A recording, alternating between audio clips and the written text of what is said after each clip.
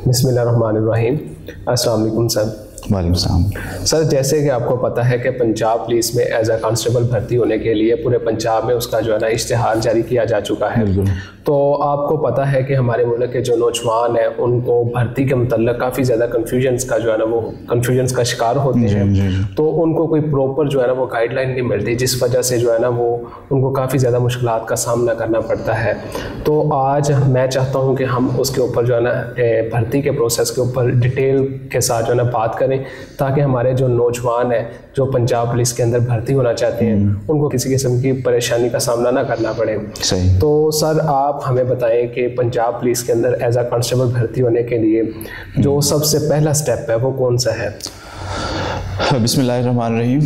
आसिफ साहब, सबसे पहली बात यह है कि जब भी हमारे यहाँ सीट्स आती हैं पंजाब पुलिस में कांस्टेबल भर्ती होने के लिए, पेट्रोलिंग पुलिस में कांस्टेबल भर्ती होने के लिए, ड्राइवर कांस्टेबल भर्ती होने के लिए, या female police constables, SPU special production unit, जितने भी हमारे यूनिट्स हैं उनमें भर्ती आती है, तो सबसे पहली चीज़ जिसको मैं समझता हूँ कि लोगों को पता होना ज़रूरी है और ये अवेयरनेस देना हमारी ज़िम्मेदारी है कि लोग दौड़ते हैं कि शायद कोई सिफारिश ढूंढें और हम जितने हमारे कोई राब्ते वास्ते हैं बड़े लोगों से, हम उनसे राब्ता करें कि हमारे बच्चे को भर्ती करवाएं। अब ये चीज़ जो है वालिदैन भी सोचते हैं और यही चीज़ इंजेक्ट कर देते हैं अपने बच्चों के जहनों में भी कि आप के लिए हम किसी से बात कर रहे हैं। तो एक बड़ी गलत सोच है, इस सोच से हमें पीछे छुड़ाना है सबसे पहली चीज़। ऐसा नहीं है कि कोई रिश्वत और सिफारिश इसके पीछे भागें। जो असल हमारा करने का काम है वो ये है कि उसकी सीट की रिक्वायरमेंट को देखें कि उसमें हमारे बच्चे को भर्ती होने के लिए, या एक नौजवान जो खुद भर्ती होना चाहता है, उसमें क्या क्या रिक्वायरमेंट्स हैं, उसमें मेरी फ़िज़िकल स्टैंडर्ड क्या मुझे चाहिए, उसमें मेरा एजुकेशनल स्टैंडर्ड क्या है, उसमें मेरा पेपर जो होगा वो कैसा होगा, और उसमें मुझसे इंटरव्यू में क्या पूछा जाएगा, तब मैं भर्ती हो सकता हूं। और जबकि दूसरी समत ये है कि मैं भागूं कि जी कोई रिश्वत किसको देनी है, सिफारिश किससे करवानी है, ये नेगेटिव अप्रोच है। सबसे पहली चीज़ है हमारे नौजवानों को इस अप्रोच से जान छुड़ानी चाहिए कि इन चीज़ों से जान छुड़ाएं, अपनी तैयारी पे ध्यान दें, अपनी तवज्जो करें, अपने आप को प्रिपेयर करें अपकमिंग एग्ज़ाम के लिए। अब वो उसमें फ़िज़िकल रिक्वायरमेंट को भी देखें, उसमें पेपर को भी देखें, उसमें इंटरव्यू को भी देखें। बाकी चीज़ों पे ध्यान ना करें कि जी मैं सिफारिश से हो जाऊंगा। नो वे, किसी किस्म की कोई सिफारिश नहीं है। 100% एक ट्रांसपेरेंट सिस्टम है जिसके तहत सिलेक्शन होती है। किसी किस्म की कोई सिफारिश काम नहीं आती। कोई रिश्वत दे देगा और रिश्वत दे के किसी को भर्ती हो जाएगा, ये गलत सोच है। इस सोच को अपने जहनों से निकाल के हमें अपने आप को पहले फ्री माइंड के साथ सोचना चाहिए। जब हम अपने इस फ्रेम ऑफ माइंड में आएंगे तो तब हमारा ट्रस्ट अपनी ज़ात के ऊपर बढ़ेगा और फिर हम कंपटीशन में आएंगे। वरना तो हम कंपटीशन से ही आउट रहेंगे। हमारी ध्यान तो चला जाएगा सिफारिश की तरफ, हमारा ध्यान चला जाएगा रिश्वत की तरफ कि मेरे बड़ों ने किसी से बात कर रखी है, ये हो जाएगा वो हो जाएगा। तो हमारी अपनी ज़ात तो दरमियान से निकल जाती है ना। हमारी ज़ात तो दरमियान में तब आएगी जब हमारा अपनी ज़ात पे एतमाद होगा। जी बिल्कुल सर, आपने बिल्कुल ठीक कहा है। सर, आप हमें बताएं कि ये तो आपने ओवरऑल बता दिया कि पंजाब पुलिस के अंदर कोई भी अगर नौजवान भर्ती होना चाहता है तो वो किसी किस्म का मतलब तज़ब्ज़ुब का शिकार ना रहे कि उसको किसी सिफारिश की ज़रूरत है या उसको किसी एड की ज़रूरत है। वो तो आपने क्लियर कर दिया। अब आप सर हमें बताएं कि पंजाब पुलिस के अंदर भर्ती होने के लिए जो एक नया नौजवान होता है जिसने कांस्टेबल की पोस्ट में भर्ती होना है, तो वो कौन कौन से मराहिल हैं जिनको तय करते हुए एक नौजवान जो है ना वो पंजाब पुलिस के अंदर एक कांस्टेबल के लेवल पे भर्ती हो सकता है? देखो आसिफ साहब, सबसे पहली बात यह है कि जो उसके स्टैंडर्ड्स हैं, रिक्वायरमेंट्स हैं, वो इश्तिहार में मौजूद हैं कि आपकी एज एक ख़ास एज से कम ना हो और उससे ज़्यादा ना हो, वो इश्तिहार में लिखी दी जा चुकी है। और आपकी जो तालीम है वो इससे कम नहीं होनी चाहिए, वो इश्तिहार में लिख दिया जा चुका है। क्लोजिंग डेट जिस दिन आपने ये सब अपनी एप्लीकेशन जमा करानी है वो इश्तिहार में लिख दी जा चुकी है। उसके बाद आपकी दौड़ कितनी होगी ये इश्तिहार में लिख दिया जा चुका है। आपकी जो मेल कैंडिडेट्स के लिए जो छाती की पैमाइश है वो कितनी होगी वो इश्तिहार में लिख दी जा चुकी है। इन चीज़ों के ऊपर किसी किस्म का कोई कंप्रोमाइज़ नहीं है। किसी की एज कम है वो भर्ती नहीं हो सकेगा, किसी की एज ज़्यादा है वो भी इसमें आने की कोशिश मत करें। और अगर आप समझते हैं कि आपका कद छोटा है और आपका कद जो है वो किसी भी तरह से आप जाएंगे और आपके कद को पूरा कर दिया जाएगा, नो वे, ऐसा नहीं हो सकेगा। आपका कद कम है, डोंट ट्राई, जाने की कोशिश ही मत करें। और उसके बाद जो आपकी दौड़ है वो दौड़ आपको लगानी होगी। वो जिस टाइम पीरियड के अंदर जितनी दौड़ है वो इश्तिहार में लिख दी जा चुकी है, वो दौड़ आपको लगानी है। वो अब इन सारी चीज़ों को जो फिज़िकल हमारे स्टैंडर्ड हैं, इनसे जब हम आगे निकलते हैं और हम सारी रिक्वायरमेंट्स पूरी करते हैं, तो फिर हमारा एजुकेशन का यानी पेपर देने का मरहला आ जाता है कि एक रिटन टेस्ट होता है, उसकी एक अपनी तैयारी है और उसका एक अपना तरीक़ाकार है। उसके साथ ही फिर आखिरी मरहला इंटरव्यू का है, उसका भी एक तैयारी और उसका एक अपना तरीक़ाकार है। तो हर चीज़ की एक अपनी सिग्निफिकेंस है।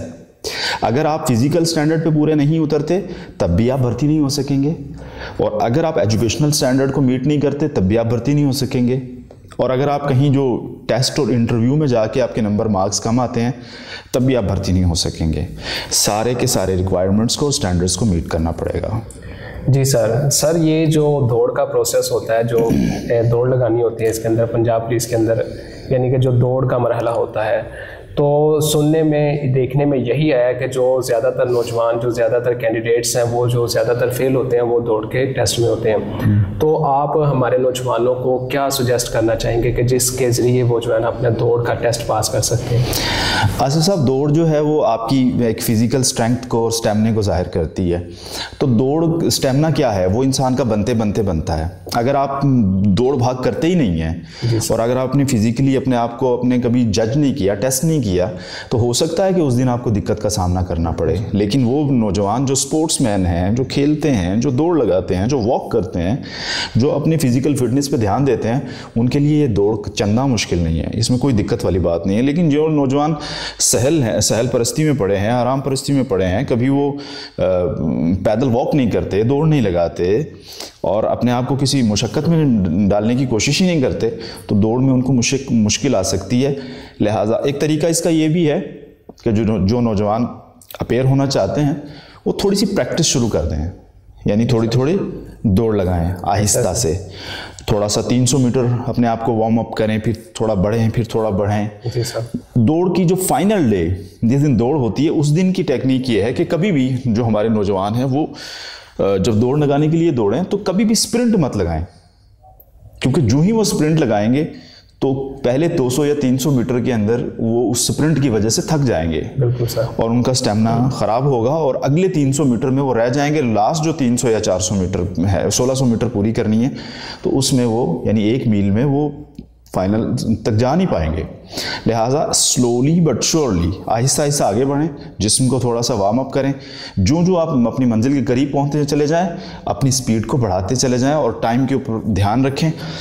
फिर मैं एक बात करूंगा कि प्रैक्टिस एंड प्रैक्टिस। जी सर, बिल्कुल ऐसे ही है। तो सर क्या ऐसे भी हो सकता है कि कोई बंदा जो है ना वो अगर दौड़ नहीं कर सकता तो क्या वो किसी तरीका से जो है ना वो पंजाब पुलिस के अंदर भर्ती हो सकता है? नो वे। मैंने पहले ही कहा है कि इस चीज़ पे से हमें अपने नौजवानों को बताना पड़ेगा कि कोई भी ऐसा शॉर्टकट नहीं है, कोई ऐसा वे नहीं है, तरीका नहीं है कि जिसमें से आपको कोई गैबी में मदद मिल जाएगी और आपको कोई उठा के दौड़ पास करवा देगा या आपके फिजिकल स्टैंडर्ड्स को मीट करवा देगा, आपका पेपर पास करवा देगा या आपके इंटरव्यू में आपकी हेल्प कर देगा। ये तो बात जहन से निकाल दें। खुद ही आपने अपने लिए सब कुछ करना है। आपने खुद ही कश्ती बनानी है, खुद ही चप्पू चलाने हैं, खुद ही मेहनत करनी है, खुद ही लिखना है और खुद ही इंटरव्यू में जाके बोलना है। कोई आपकी जगह कुछ नहीं करेगा।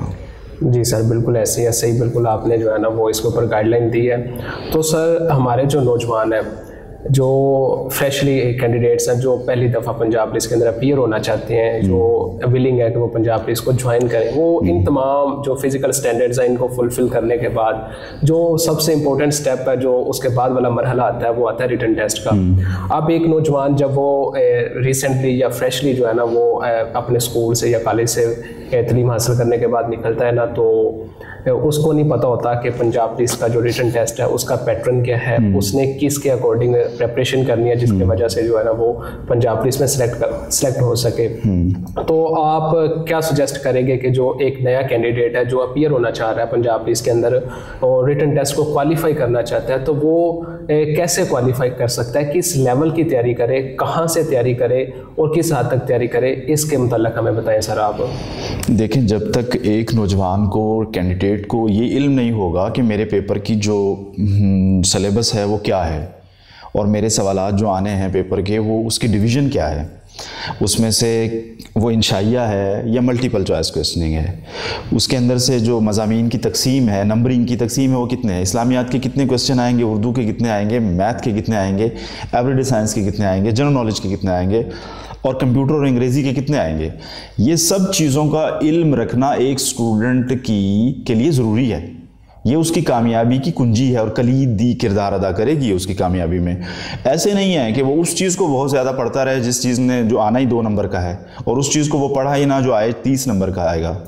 तो उसको देखना है कि डिवीज़न ऑफ मार्क्स को देखना है, इस पे उसको बड़ी भरपूर तवज्जो से देनी चाहिए। और इसमें सारे सब्जेक्ट्स जो ख़ास तौर पे कंप्यूटर इसमें होता है, कंप्यूटर की जो बेसिक्स कंप्यूटर है उसको उसे जानना पड़ेगा और उसके सवालात को उसको देखना होगा। उसके बाद बेसिक इंग्लिश, उसमें ग्रामर भी होती है और दूसरी चीज़ें भी उसमें होती हैं।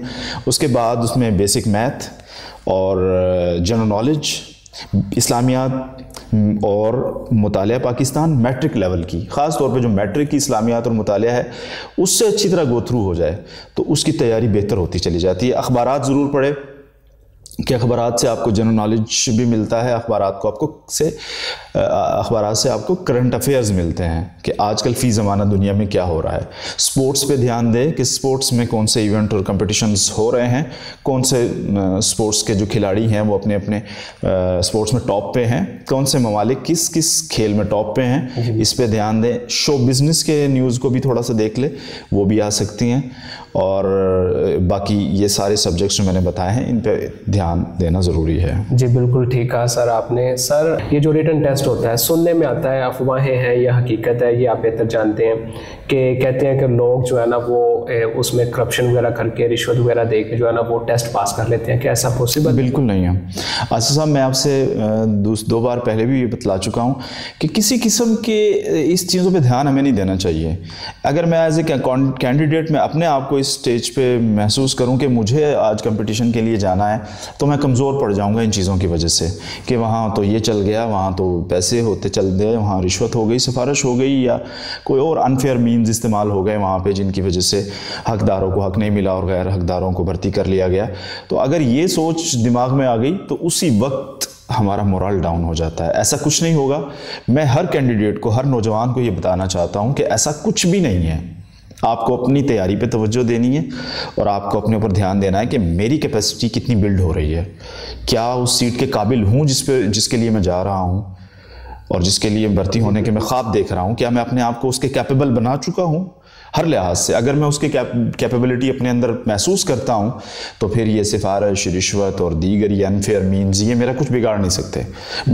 मैं कामयाबी, I am destined to be successful, कामयाबी मेरा मुकद्दर बन के रहेगी। तो ये सोच देनी है नौजवानों को, ये सोच नहीं देनी कि जी रिश्वत से होते हैं, सिफारिश से होते हैं और दीगर कोई मामला चल जाते हैं, ऐसा हरगिज़ नहीं होगा। सर आपका बहुत बहुत शुक्रिया, आपने जो है ना वो भर्ती के प्रोसेस के ऊपर हमें तफसील के साथ बताया, तो आपका बहुत शुक्रिया। Thank you.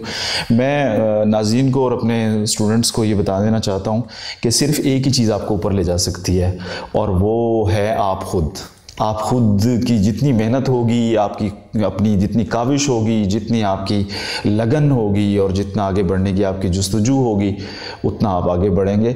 दीगर कोई शख्स भी आपके लिए वो सब कुछ नहीं कर सकता जो आप अपने लिए कर सकते हैं। आए हमारी फोर्स को ज्वाइन करें और हमारा हिस्सा बने। अल्लाह हाफिज़।